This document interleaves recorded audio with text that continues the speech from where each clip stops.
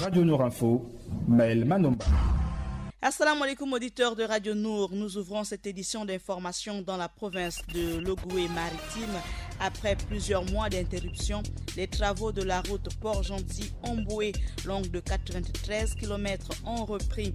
Le président directeur général de la Société de transformation agricole et du développement rural, Sotrader, Théophile Ogandaga, a procédé jeudi dernier à Bilanga, c'est dans le département de la Basse-Bagno, dans la province de la Nyanga, à la remise officielle des kits agricoles à 20 associations et coopératives chargées de mettre en œuvre le programme Graines.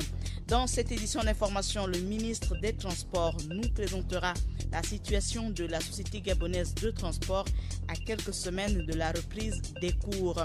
José Antonio Camacho fait ses valises et quitte le Gabon. C'est fini le contrat entre l'ancien coach des Panthères et le Gabon. Pierre-Alain Mungengi, le patron de la FEGAFOOT, l'a décidé ainsi. 80, c'est le chiffre de notre rédaction qu'on vous présente à la fin de ce journal local. Ensuite, Adiza Adamou s'installera dans ce studio pour nous ouvrir la page musulmane. Les travaux de la route Port-Gentil-Omboué, longue de 93 km, ont bien repris avec le bitumage des derniers tronçons, l'aménagement des voies d'évacuation et le reprofilage des trottoirs. Nuit et jour, les ouvriers chinois et gabonais se sont déployés pour rattraper le temps perdu afin de respecter les délais de livraison. Au cours d'une visite de chantier effectuée récemment par le gouverneur Patrice Otina, et la présidente du conseil départemental de Benjé, Lucie Daker Akendengue, ont pu constater le passage des premiers véhicules. L'époque du trafic par voie fluviale s'inscrit désormais dans le passé. Justin Doudangoy, le ministre en charge des Transports, nous présente la situation de la Société gabonaise des transports à quelques semaines de la reprise des cours. On l'écoute. Quand vous regardez Sougatra, disposant d'autant de bus, près de 200, 2 tiers sont en panne, mais Sougatra ne dispose pas d'un grand garage.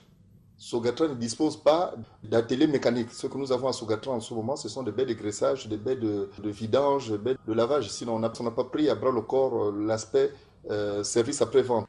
L'audit que nous avons commis, il s'agissait de regarder l'organisation managériale de Sougatra, notamment sur un plan organisationnel, donc administratif, direction générale, sur un plan technique, au niveau maintenance, sur un plan exploitation et sécurité, et sur un autre plan qui est celui qui relève de transport de Tasso, l'activité de Tasso que nous appelons taxi-compteur.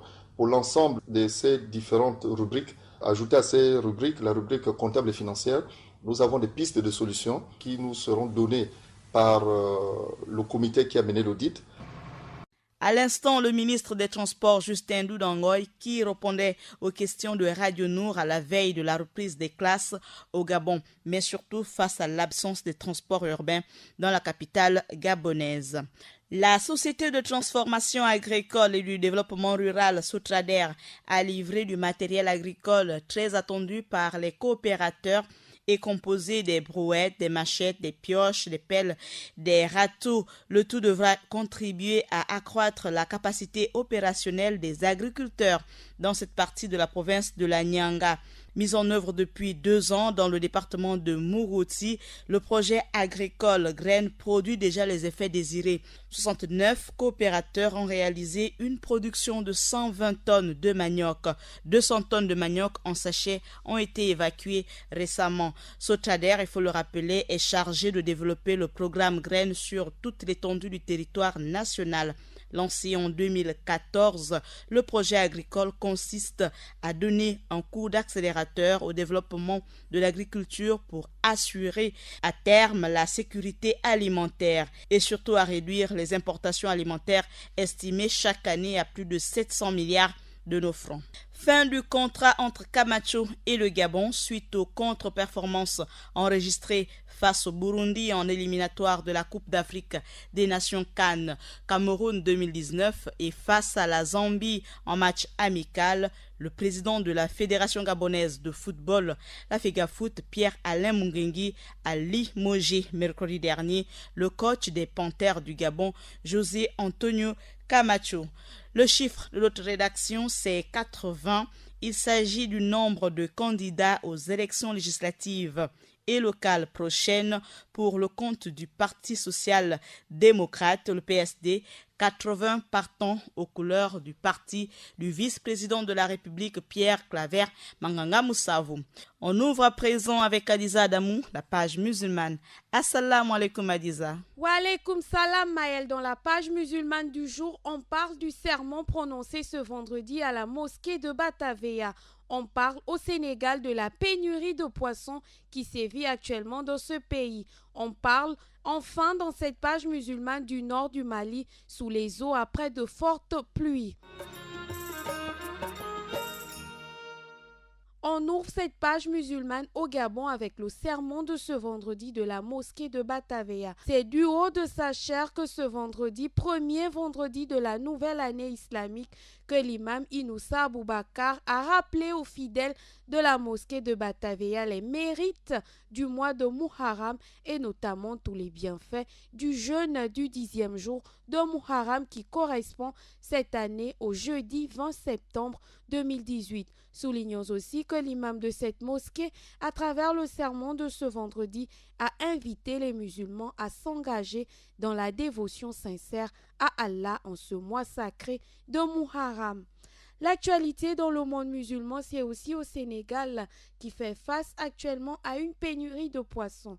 Pays où le poisson est roi au cœur des traditions culinaires, le Sénégal fait actuellement face à une quasi-pénurie. Saison des pluies, pollution, surpêche, les causes sont multiples et les temps sont donc difficiles pour les pêcheurs. Et on ferme cette page musulmane au Mali où le nord du pays est actuellement sous les eaux après de fortes pluies. Au Mali, les régions de Tombouctou, de Taoudéni sont sous les eaux. Depuis un mois, le nord du pays essuie de fortes pluies. Des quartiers entiers des principales villes des régions sont totalement inondés. Aucune victime pour le moment n'est à déplorer, mais certaines familles ont perdu leur maison, effondrées ou emportées par les pluies diluviennes. Voilà Maël, c'est tout pour la page musulmane aujourd'hui. Sur ce, je vous dis Assalamu alaikum wa rahmatullahi wa barakatuh. Merci Adiza Adamou pour la page musulmane. Ce journal vous était présenté par Maël Manomba de Mouabi. Assalamu alaikum sur Radio Nour.